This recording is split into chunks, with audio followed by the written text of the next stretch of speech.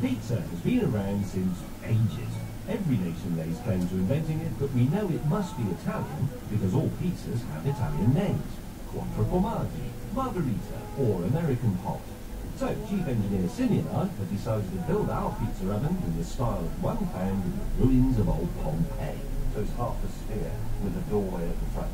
We're going to make it a steel frame, Yeah. which is going to be quite high, so Yeah. and then on top of the steel frame we're going to have some insulation board, quite thick. It's about 50-60 mil thick, so that will keep the heat away from the frame. So we've got those on top. It's odd to think that the people in Pompeii were so busy cooking with an oven like this, they didn't notice there was a massive natural pizza oven nearby until it was too late. So there you go. Right, step one, cement and stack our bricks. One clay, one cement, one lime, 3 parts sand. Helping us out is Tony, a Kiwi with 3 world titles in cement mixing. One of our ambitions on that is to become the first programme in television history to actually show you paint drying. But we're going to build you up gradually to that by showing you cement being mixed first. Sure. Come on now, let's just have a go. Sure then. We are using what are known as fire bricks, which have a high aluminium oxide content, so they don't melt when the oven's on. Once we've put down the few bricks that are the corners, we can butter up the others with cement and then stack them round the edge like dominoes. Again, not pizza. I've got a brick fact, actually.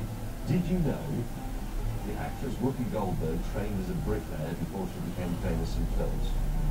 The only time in history it's been acceptable to be able to see a builder's buttocks. Hours later, I realised I actually meant Goldie Hawn, which would explain the confused laughter. Anyway, let's speed this up a bit. We're using a polystyrene mould to shape our arches, much the same way that the Romans would have built arches with a wooden former. Whilst we're waiting for the bricks to set, we also decide that our attractive dead smurf turquoise walls just aren't Mediterranean enough, so it's time for a man-made makeover. 10 hours later, and, as the ancient Romans would have said, it's looking pretty ruddy decorous. Sim and Tony have continued the brick courses whilst I've been off pulsing around doing something else, and it's almost finished.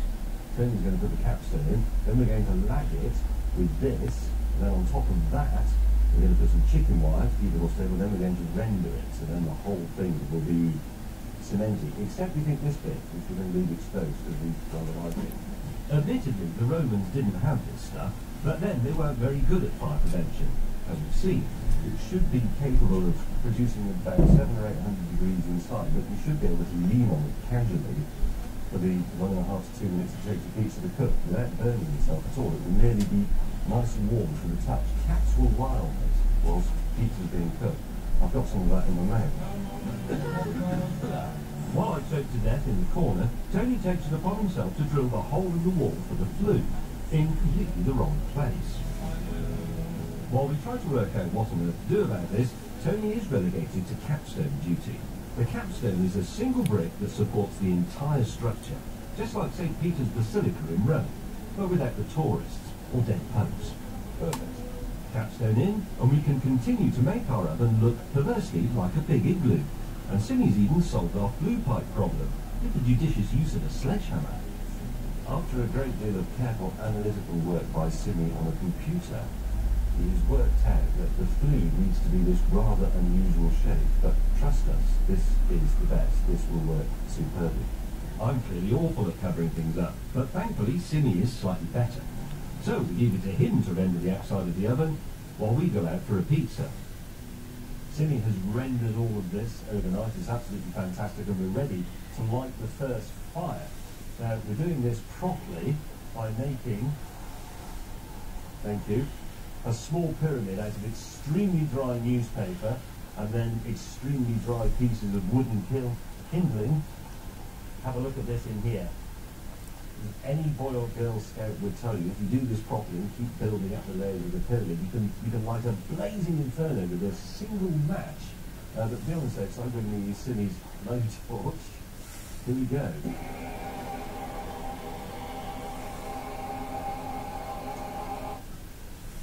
It will gradually add more wood, it will gradually dry out the brick floor and soot the inside of the thing up, ready for our first pizza in, I don't know, about 5 or 6 hours time.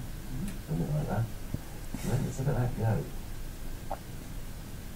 Is the flu working? I think it is.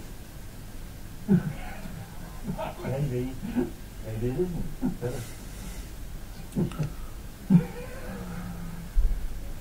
There we go, it's working now. Well, look at that draw On that, it's just rushing up the chimney.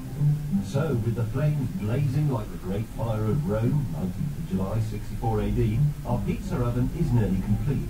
But as we don't have the Emperor Nero to play the fiddle while the fires rage, we need to accompany our oven with some other Roman flourish. A mosaic. Actually, technically, this is more of a collage. But we're now. You know it? Yeah. And so, like Michelangelo, the great artisan, standing proudly before the Sistine Chapel, we mounted our pizza de resistance.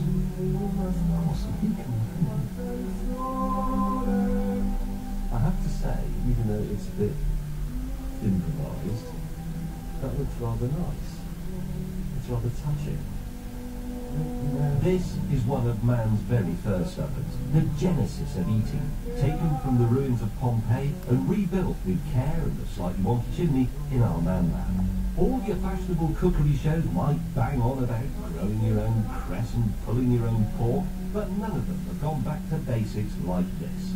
And so, like Michelangelo, the Teenage Mutant Ninja Turtle, we turn our attention to the pizza. Simi, whose idea this was, who said, "I fancy a pizza" about a week and a half ago, has requested the full English pizza. So, we begin with the tomato paste, which is sort of the tomato ketchup in this version.